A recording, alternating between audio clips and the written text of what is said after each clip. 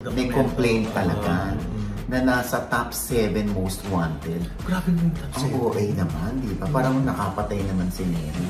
Hindi ka po meron din pong syndicated staff si Kenchan. Ngayon. Paano po yun? Ayun na nga. Ganun din ba yun, Nay? Once tumuntong si Kenchan sa Pinas, pwede siyang mahuli. Pwede siyang maaresto. Totoo din yung si Excel Sebastian. Yung sikat na influencer. Ayun na nga, di ba? Sinasabi nila, nagtatago raw sa Japan. Yung lahat ng nanloloko sa isa pera, may bad karma nangyayari. Diyos ko. 4 na ngayon namatay. Ano Ay! ba okay, totoo naman. Hello mga ka-ate! Dito po ang inyong mga lingkod. Dito po si Mama Loy! Ito naman po si Papa O. Ano pa nga ba ang lagi niyong inihirit sa akin? Ay! Ichigo mo na! Dali! Nakakaloka, Ewan ko, bakit nauuso na yun? Yung surprise warrant of arrest. Katulad ng claim ni Chito Miranda, parang hindi nila natunugan yung warrant of arrest. Talagang pinasundan itong si Neri Naing sa SMX Convention sa MOA. At saka parang nabanggit niya doon na meron ng mga previous cases na meron naman silang notice, di ba? At saka na-resolve daw yun, di ba? So, ibig sabihin, meron pang ganito, kaya lang may lumusot, kaya merong dumakit kay Neri. Alam mo na, ang dami nagtatanong talaga, paano naman nadamay ng mga endorser kung nag-endorse lang? Ano nga kayong story behind that? Siyempre, meron din kumalat sa TikTok, hindi ba? Na ang ginagawa ni Neri noon ay nag-aalok siya ng negosyo doon sa mga tao, no? Na yung may pera like 250,000, after 5 years, babalik yung 250 sa'yo, pero quarterly, papuntang 5th year, makakatanggap ka ng dividendo mula sa Dermacare. Kaya nakakaloka, ilang Dermacare na ang nagsara. Ibig sabihin, hindi matagumpay ang negosyo. Siyempre, yung mga investors, nagtatanungan sila, nagkaisa sila, na paano na yung pera natin? Parang na-mismanage yung business. Ganyan. Kaya, nag-usap-usap sila, kaya nagkaroon ng syndicated staff na tinatawag. At yun na nga, parang isa sa mga lusot nila or yung butas nila kay Neri ay hindi ka naman licensed broker or wala ka namang lisensya para mag-alok ng negosyo at manguha ng pera para ipasok sa negosyo. Yun siguro yung naibutas kay Neri. Pero kung kilala natin si Neri, matulungin si Neri, generous yan, talaga nagsishare ng blessings yan.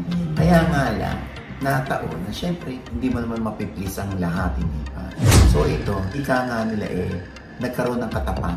Sabi sa akin, malaking tao yung talagang tumrabaho para masukol si Neri. Kaya kung mapapansin mo sa video, meron siyang kausap na lawyer at binabasahan siya ng Miranda rights ng babaeng pulis from Pasay na hinuhuli siya. Kaya, Diyos ko, since non-bailable yun, kaya ngayon ay nailipat na si Neri sa BJMP.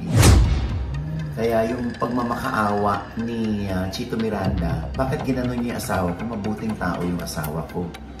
No? Samantalang yung talagang tao na dapat ay pinupuntirya ng mga investors ay wala sa kulungan. Nasaan nga ba? Abay, wala sa akin. Kahit tawakan mo yung tenga ko, hindi yan mainit. Ang luma naman. Laro na yan.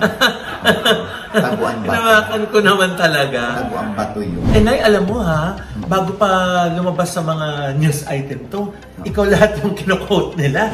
Na ikaw yung ikaw yung source. Paano nakakuha yung mga impormasyon mo na yan? Hindi, meron lang nag-tip sa akin. Alam mo, sa totoo lang, nung una nagduda pa ako sa source ko kasi baka AI, produkto ng AI. Pero, aside from the mugshots, meron siyang reklamo. May complaint talaga na nasa top 7 most wanted. Grabe mo yung top 7. Ang OA naman, di ba? Parang nakapatay naman si Neri. Diba? Alam mo naman, pag malinis naman talaga yung puso mo, kalooban mo, malinis naman yung intention mo, diba? Alam mo yung kakampi mo yun eh. Yung konsensya mo eh. Para harapin lahat itong mga reklamo na ito. No? Kaya lang, syempre, kaka-birthday lang nung anak ni Mary. Tapos, ito yung nangyari, diba? Kaya, sana ay ma-resolve ito. Sana ay makapag-bail si Mary. Para may pagtanggol niya yung sarili niya. Na hindi kaya magkaroon to ng chilling effect sa mga artista na pagtatanggap na sila ngayon ng mga endorsements. Kailangan talaga malinis na endorser lang ako. Hindi ako responsable dun sa mga financial transactions ng company. Oo nga, di ba sinabi ko nga, even si Ricardo Cepeda, endorser din siya. Pero nadamay siya at ilang buwan siyang nakakulong. Di ba? Ito ngayon medyo allergic na yung mga artista bago mag-endorse. Oo. Na sandali muna, ano itong pinapasok ko? Papacheck ko lang muna po sa abogado. Dapat, yan, very, very present siya ng abogado. Correct. Sa mga panahon ngayon. Ang hirap na, lalo na pag nakita na ng mga investors na one of the incorporators kilala. Oo. Una, nagkaroon agad sila ng trust kaya sila nag-invest. Yes. Pangalawa, pag ito pumalpak, habulin natin yung pinakakilala. Mahirap din kung ang finront ng mga owners yung mga artista na part owner yung artista dito. Kung gano'n ang betay na, lagot na nga talaga yung artista. Correct, oo. Kaya medyo dapat pag-aaralan natin yan. Kailangan importante talaga may lawyer. Pwede dyan si Attorney Reggie Tombo. Oo, tsaka si Hazel Luna. Diba? Pwede rin dyan. Pero Nay, ang isa lang naisip ko, di ba pag nag-i-invest ka, para yung sugal, dapat meron ka ding part sa'yo na alam mo na pwede kang matalo. Diba? So, depende yan, Loy, kung eto na. So, meron tayong kasulatan. O part of the corporation ka o one of the investors ka dito. Pero nakalagay doon, nakastipulate na win or lose, kabahagi ka nun. Kaya lang, dapat magpapasa sila ng audit, ng accounting doon sa investor. Para na tatrack niya kung tama ba yung mga proseso, tama ba yung management, tama ba yung operations, di ba? Kunwari si Josan, siya yung may-ari ng Dermacare, di ba? Ito, OG, ang pangit naman example mo, ba ako kakabuli nila? Kunwari lang naman. May phobia ako sa mga ganyan, just ko dito, OG. Hindi, kunwari nga, yung may-ari ng Dermacare, ang sabi niya, nitong si Chanda Atienza, ang sabi niya, Loy, mag-invest ka sa akin. Win or lose, meron kang kita. Guaranteed. So, pirmahan mo to na guaranteed yung, kunwari, 1 million mo, guaranteed yan, win or lose. Ngayon, kung ikaw investor ka, ito pirmahan mo to, win or lose, kadamay ka doon. Oo, yun. Kaya lang, di ba? Sana tulungan ni Miss Chanda itong si Mary. Teka muna dito, OG. Dahil may nag-post na yung daw Dermacare sa Silas branch. Sinari daw ang may-ari. Paano ho yun? Yun na nga. So, hahabulin talaga si Mary. Ganun ba yun? Pag franchisee ka, hahabulin ka pag may problema yung kumpanya? Hindi ba parang bumili ka lang naman ng branch? Nga. Depende kasi sa press release ng may-ari. Sabi niya, part of the company, si Neri Naig. Part of the company, hindi lang si Neri, kundi andyan din si Rufa May, si Pacman, kaya legit po kami. Kaya kailangan talaga na yun, lalo na pag-usaping pera, yung due diligence na lagi due diligence, oo. Research po talaga bago tayo maglabas ng pera. Oo, kaya lalo na nalulugi daw yung negosyo. Kaya natitense yung mga investors, ang dami nila. Kaya naman nagkakaroon ng syndicated staff, kasi pinalalakas nila yung kaso para kung magkaroon ng warrant of arrest na available, mapakulong talaga nila yung tinatarget nilang tao.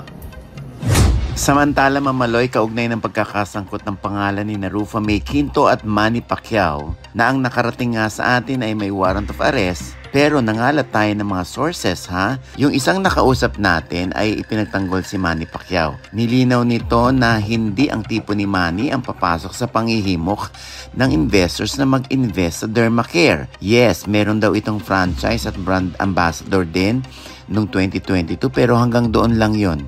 Isang personalidad naman ang kausap natin at ang sabi nito, si Peachy o si Rufa Mae lang ang may warrant of arrest, tulad din ng pa-blind item na sinabi ng lawyer ng mga nagdemanda kay Neri. Si Manny ay hindi na raw itinuloy. Ang tanong nga ng source natin, dahil ba si Rufa Mae ay kayan-kayanan at si Manny ay alam na papalag at hindi ito palalampasin?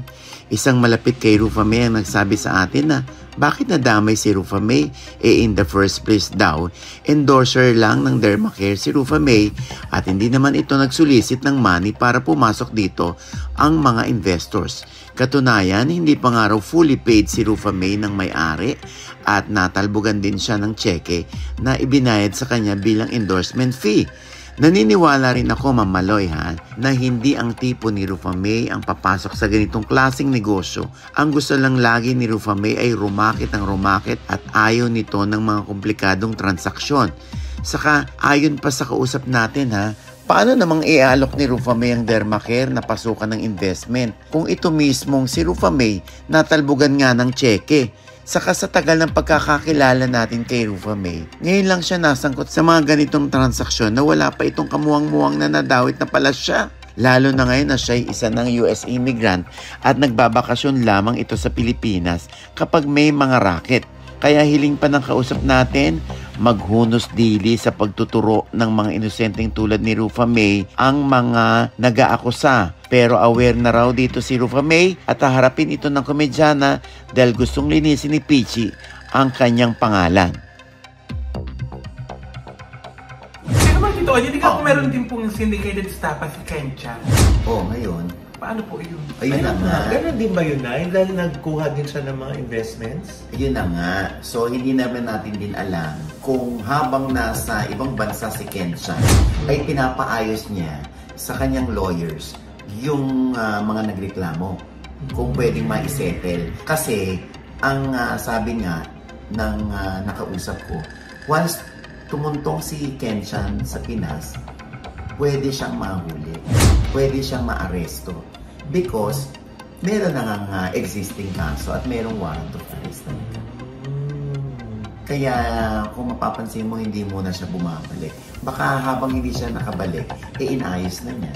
Dito, yun si Excel Sebastian, yung sikat na influencer. Ayun na nga, diba? Sinasabi nila, nagtatago raw sa Japan. Kaya hindi makabalik dito dahil more than 200 million daw ang pera na inahabol ng mga investors dito kay Yexel. Kaya hindi rin makabalik. Kasi meron ding existing syndicated staff, ika nga, na nakaabang at may warrant of arrest din nakaabang daw dito kay Yexel. Pero nananatili pa rin sa Japan si Yexel. Di ba kung maalala natin, di ba? Talagang ipinagmamalaki pa ni Yexel na parang isang bloke ng pera, puro pera, di ba? Patong-patong. Tapos meron pa siyang pinagagawang museum ng kanyang mga parang fiberglass or yung gawa sa resin na mga life-size na mga superheroes. Di ba? Papagawa pa nga siya ng museum doon sa Bulacan. Hindi lang natin alam kung ano nang nangyari doon, kung talaga nahinto na yung construction. Kasi nga wala si Yexel, lumipad. Kaya ingat-ingat po kayo sa pagpasok sa mga investment scheme. Speaking from experience ba yan, Nay? Kapag puro parinig sa Facebook. Tuloy, akala namin kami yung pinarinig dito, OG. Kasi nga, mabait kasi si nanay, matulog. Basta, kaya yung mga nangyayari ng investment, ibigyan na. Mga nautangan.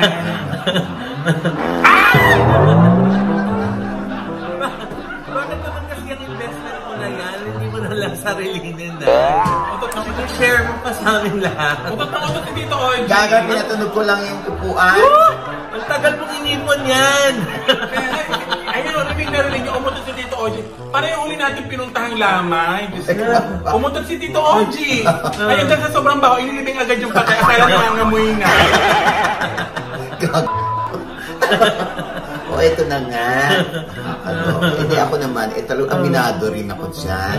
Minsan, rin, gullible din ako dyan, di ba? Una, syempre yung casino.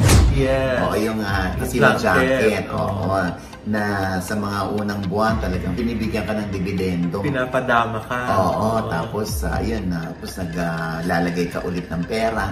Ganon. Chicken farm pa. Chicken farm pa. Yung dating jowa ni Terence Romeo na hindi ko alam kung nasaan na siya ngayon, paiba-ibang pangalan ni Pia Romeo. Oo. Kaya Diyos ko, ako nagdadasal na lang ako na sana ay nasa mabuti silang kalagayan upon receiving the letter of mine. Ha? Hindi ba? Parang pinagpapasa Diyos mo na lang na sana maibalik din sa atin, hindi ba? Yung ating pinaghirapang pera. Ay, ilang milyon yun? Ilang milyon din yun? Basta na yung pag nabalik, balato Balato. Gusto, good luck. Baka naman ito, Oji, yung pinagdadasal mo na sa Simalach. Na mabayaran ka. Pero, hindi nila alam. Yung lahat ng nanloloko sa pera, may bad karma ang nangyayari. Consistently. 4 na ngayon namatay. Okay, totoo naman. Pero hindi naman dahil dun sa ginawa sa akin. Siguro naging kapalaran nila. Yun na yung end ng career nila, end ng buhay nila. Pero hindi ko naman, pinapanalangin na may mangyari masama sa kanila. Nagkakataon lang siguro. Coincidence lang talaga. Oo, na hindi man lang sila nakahingi ng tawad sa akin bago sila pumanaw, diba? Pero hindi tayo nagwi-wish ng gusto ko nga nasa mabuti silang kalagayan, sabi ko kanina, di ba? Totoo ba? Para mabayaran kanila, no? Akala ko bago sila kunin. Alam mo, ang pinagpapasalamat ko na lang, ako yung hindi hinahabol. Kasi man Tito Oji, may tanong pala ako sa inyo. Yung mapinaniringgan nyo sa Facebook, ka-friend nyo pa, o naka-FB Live kayo inababasa yung mga parinig ninyo. Alin, nandun pa rin. Basta hindi, marami naman ganon na nagyayabang sa FB. Tapos Diyos ko, sana nakakabayad ka rin ng utang, Gumaganon ako. Buti nga hindi nagsasalita habang binabasa ko yung Facebook o yung Instagram. Ang taray. Taray ng mga suot. Taray ng sasakyan. Sana naman naalala mo rin akong bayaran. Kasi saan nakaka-travel. Diba? Ay, naku. Ganun talaga ang buhay. Basta importante, hindi tayo may bit-bit na. At least yung mga inaano namin dito, yung mga legit, katulad ng Trajet International Travel and Tour. Yes. Oo, basta pag meron kayong family tour sa abroad, hindi ba? Whether European, Asia, naku, silang bahala dyan. Legit yan. At saka yan natin sinchika sa kanila dahil maganda yung nag-experience namin. Tsaka yung kaibigan natin sa New York. Di ba? Ang White House Care ni Miss Rose Santos. Ang daming mga Pinoy ang nagtatrabaho doon, kaya alam din natin na legit sila, Miss Rose. Yung mga NCLEX passers, yung mga nurses. Yes. Natutulungan yan. At ano pa ba? RCC. Yung RCC Staffing Solution. Daming yan, teachers. legit din yan. Na-meet natin yung mga teachers ng New Year party, di ba? Sila may mga testimonials ng kanilang experience sa RCC Staffing Solution. Mahirap, ang daming nagpapa-endorse din sa amin, pero kailangan muna namin silang ma-experience. Di ba? Parang pag bibigay sa amin pagkain, i-post mo naman kasama mukha mo. Ang hirap naman mag-post na kasama mukha, tapos hindi naman masarap. Kaya medyo rin ako sa ganyan. So pag wala yung mukha mo, hindi masarap? Nag-thank you ako kasi effort yun. Okay. Pero malay ko naman kung masarap sa iba, magkakaiba naman tayo ng panlasa. Hindi pa. Pero maganda yung mga Oji Diaz approved. Yes. Legit na masarap.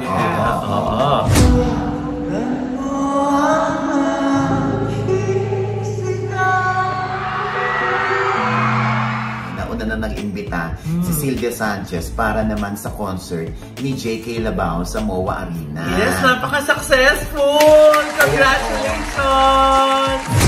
Siyempre, dahil nasa SVIP tayo, nakita natin sa ating hilera si Julia Barreto minus Gerald Anderson. Tapos, andun din si Miss Lorna Tolentino, sina Arjo Atayde at Maine Mendoza, sina Ria Atayde at Zanjo Marudo, Mayor Lucy Torres Gomez kasama ang unika iha nila ni Richard Gomez na si Juliana. Ang mga kasama ni JK sa senior high ay nasa floor standing.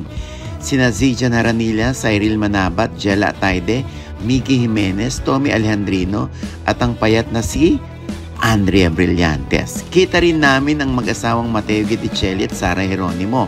Aba, uploaded kay JK ang kantang Buwan at Ere. Maging ang duet with Glock 9, Moira at yung isa sa magkapatid sa Ben and Ben.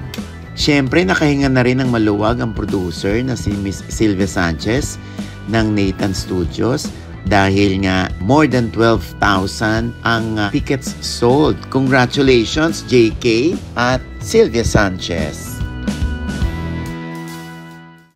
And with that, mga kaibigan, ito po ang inyong mga lingkod. Ito po si Mama Loy, mga nanonood po sa amin na hindi pa namin subscriber. Please subscribe now na. Click nyo lang po yung subscribe button na nandiyan sa ibaba. At syempre pa ang kanya-kanya naming channel. Yes, sana manood at mag-subscribe po kayo sa channel ko. That's Mamaloy.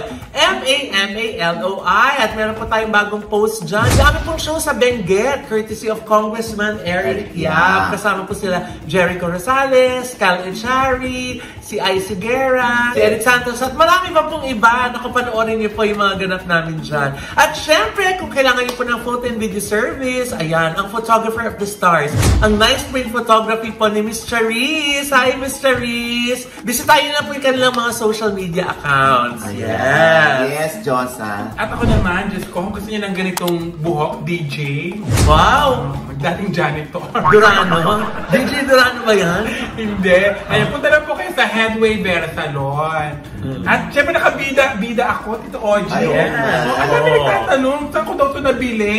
Tapos kung daw ba, order namin ito sa TikTok, meron daw ba silang ganito din? Yung box na in-unbox ko, Mama Loy.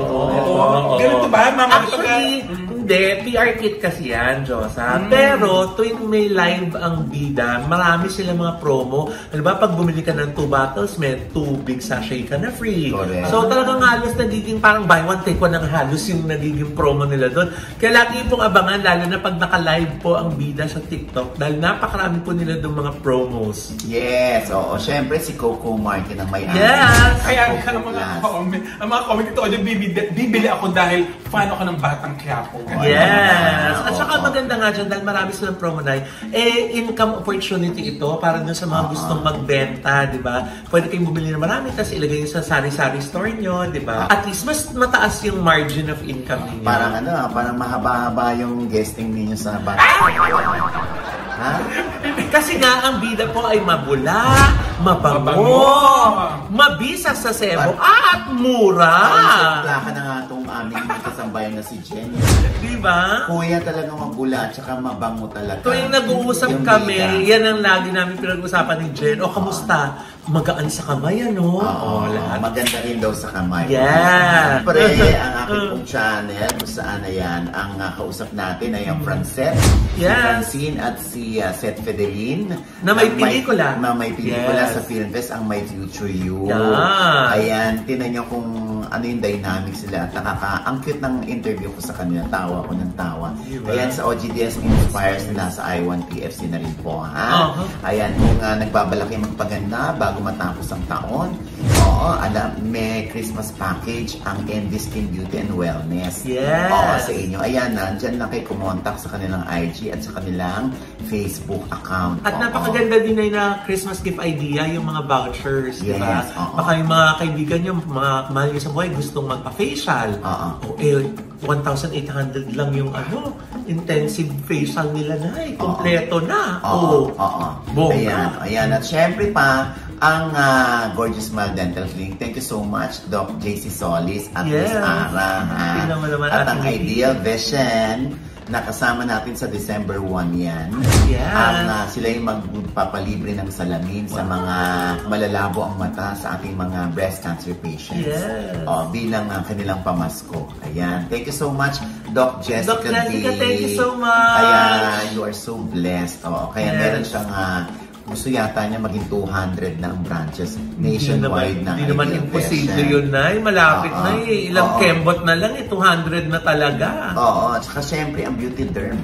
Ay, salamat sobra. Miss Raytan. Thank you so much sa Beauty Derm.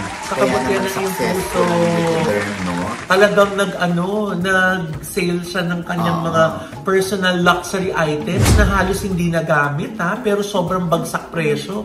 Pero lang makalikom para dyan sa ating 1 million. Yes! 1 million pesos para sa mga warriors natin. Thank you so much. Naku, ang saya ng Pasko ng ating mga patients na Kaya syempre, dapat mo kayong makakalimot manood ng Quizmosa.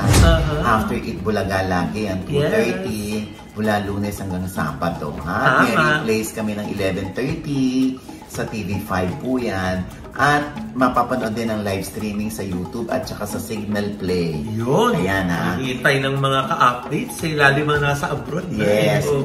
At syempre ito pa rin po yung lingkod, Papo, si OG Diaz, na lagi nagsasabi at nagpapaalala sa inyo na sa tuwing gigising po tayo tuwing umaga, huwag naman po tayo makakalimot, ha? Na magpasalamat sa Panginoon. Dahil tayo kanyang ginising, ibig sabihin, may mission pa rin po tayo sa buhay. Sabay sabing, every gising is a blessing! Ano pa nga bang lagi nyo hinihilit sa amin? Ichiko mo na! Dali! Happy birthday sa Vincent Nancy Bautista sa Singapore! Ayan. Ganun ka na ganun, Diyos. Ang kamukha mo si Christian Anthony. Kamukha mo talaga. Yung may blind item siya na parang di man lang daw nag-excuse yung nakasama niya sa row na nanood ng na dating sangre. Kahawig niya, di ba? Oo. Okay na yun. At least hindi ko kamukha yung influencer na sinusubuan habang minay-makeup pa. Ay? Pero parang kahawig din niya, di ba, Nay? Yan. Yun? Oo, hawig din niya. Di ba? Hawig din niya. Pero hindi yun si Christian Antolin, ha? Oo, hindi. Ibang yun, personalidad yun. Tsaka humble yan si Christian Antolin, di ba? Kahit na napakalakas na influencer, pag nakita mo, apakabait. Yes, oo. Sila si Diyosa lang naman, yung laging na-demonetize. Nag-dating suit, nag-attitude, nag-ano ng mga... Bini-baby boy yung Nagbago na ako. Magbabagong buhay na ako. Pero next year na. Next year. Next year. Ay! Magbabago sa concert doon. Next year.